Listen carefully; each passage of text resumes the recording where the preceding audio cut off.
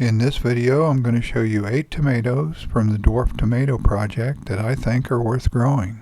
They all have good taste in my opinion, and some of them have great taste. If you aren't familiar with the Dwarf tomato project, it involves amateur and professional tomato breeders from around the world who contribute their time, expertise, and resources to develop and stabilize new dwarf tomato varieties. When it comes to taste, some of them rival the best tasting heirlooms. I'm going to be ranking these tomatoes based on their taste from number 8 to number 1. I'm going to be doing that from memory, which isn't the best way to do it. The only fair way is to do side-by-side comparison. My favorite varieties to grow usually top out at about 4 feet tall. If you look at the 5 cages here, the ones on the right are about 4 feet tall, and the ones on the left are about 5 feet tall. Some heirlooms can grow 10 to 15 feet tall, so having a more manageable size is appealing to me. I'm going to be using clips from older videos so I can show you each type of tomato and give you an idea of their flavor or taste. Let's start with number 8, which is Bundaberg Rumball. Plant in late July, and as you can see, it has quite a few smaller tomatoes. And some of those tomatoes are very small, which means they set on during the hottest part of July when we were over 100 degrees every day. And since there are still quite a few blooms, I'm thinking it'll probably set even more tomatoes. It's got a pretty good balance of flavor. It might be just slightly heavy on the acidic side, but it's got decent sweetness that isn't overwhelmed by the acidity, so the overall balance is pretty good, I would say. It's a good tasting tomato, be good for a lot of different purposes. It'd be a good sliced up in salads. I like just eating it fresh, right, just like I just did. And I didn't put any salt on this, so a little salt would probably enhance that flavor quite a bit more. The first thing that I noticed about the Tasmanian chocolate dwarf tomato is that it looks different than most of the heirloom varieties that I grow. It has a very stout central stem and broad heavy leaves, and that was noticeable even when it was a seedling. In this view, the Tasmanian chocolate is on the left, and another dwarf variety called Dwarf Jade Beauty is on the right. By early July, we had well over a dozen tomatoes on the plant, and some of them were a pretty decent size. As you can see here, the bottom truss had a good number of tomatoes all by itself. Okay, now we're going to try Tasmanian chocolate. This was our best producer last year. It had a ton of tomatoes on it. Grew to 5 feet tall. This year it was a different story, which just goes to show you things change from one year to the next year.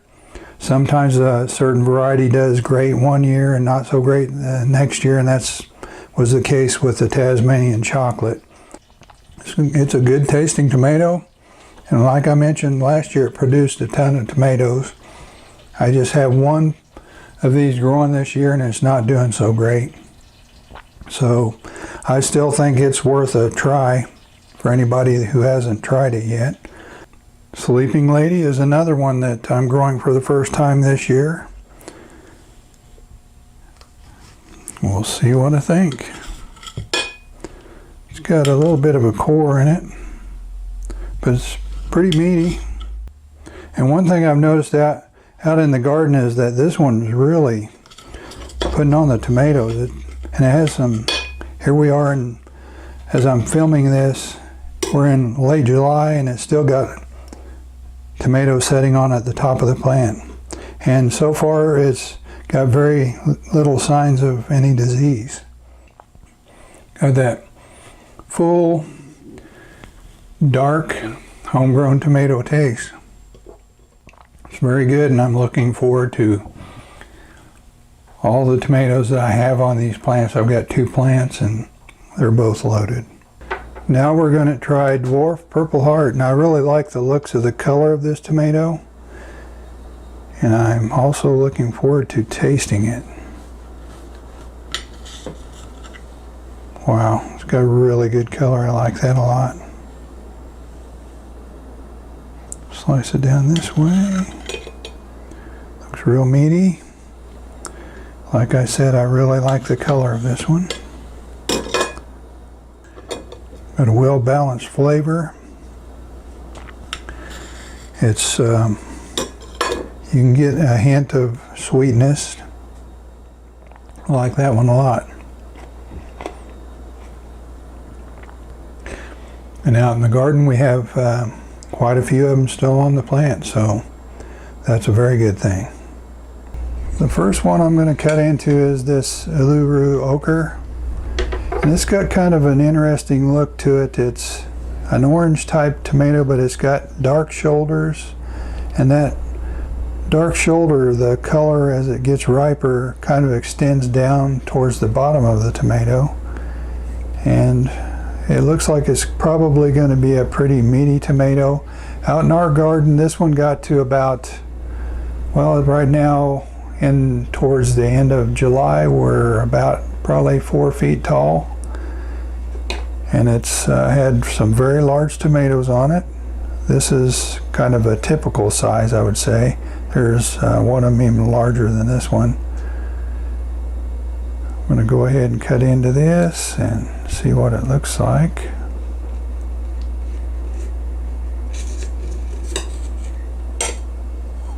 It's got a very interesting appearance. I'm looking forward to tasting that one. It's almost got almost a dark greenish tint on the outer edges. Real meaty. I'm going to cut into this Uluru Ochre and try it, see what we think. Wow, that's good. I like that. Very meaty, very sweet, juicy. Got pretty balanced flavor. It's just, that's a nice tomato. First time I've ever tried it, and I like it quite a bit. Our next tomato is Baronia, and this is a look at one of them in late June. I really like the way it looks. It even set on some fruit when it was pretty hot.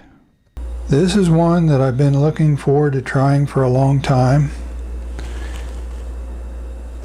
The color of it, I'm not sure how well it'll show up on screen, but it reminds me of a Cherokee Purple or Carbon or Paul Robeson. And speaking of Paul Robeson, this variety was created by crossing a new big dwarf with a Paul Robeson. So I'm expecting some pretty good flavor from this one. Take a look at it. Oh, that looks good. Hopefully you can get the color of that. It's fairly meaty. Got that nice color that I like. Like the darker tomato, so I'm expecting this to be a good one. I'm going to go ahead and take a bite and we'll see what we think. Very good. That reminds me a lot of a Cherokee Purple. It's got that kind of flavor. Or Carbon or Paul Robeson. Those are all good tomatoes in my book. I am going to have to try another bite. Yeah, that's excellent tomato. And the fact that it's a dwarf just makes it even better in my book. You don't have as much maintenance involved in pruning and tying and all that comes with an indeterminate. Here we are in the middle of July, and this one is only about 3 feet tall, so it's perfect for my garden.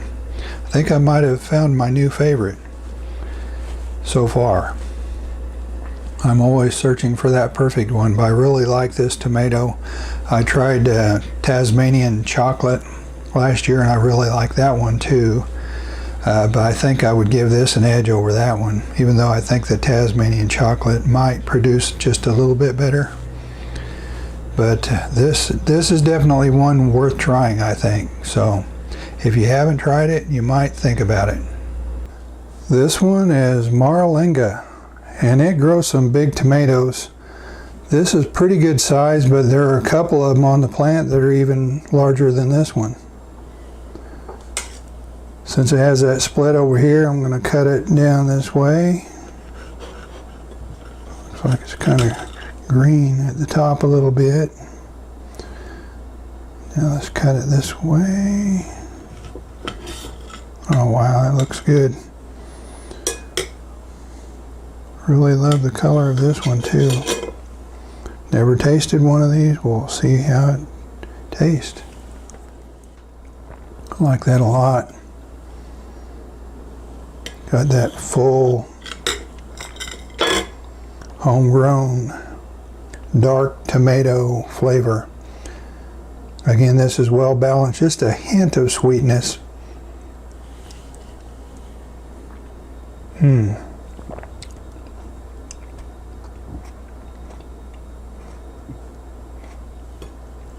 It's really good. I like that a lot.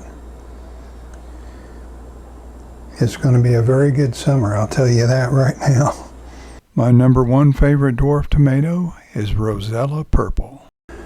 But this one, it's just what I got to use because of the timing of it. Since it's kind of got the split over here, I'm going to cut on this side. Like the looks of that quite a bit. That's excellent.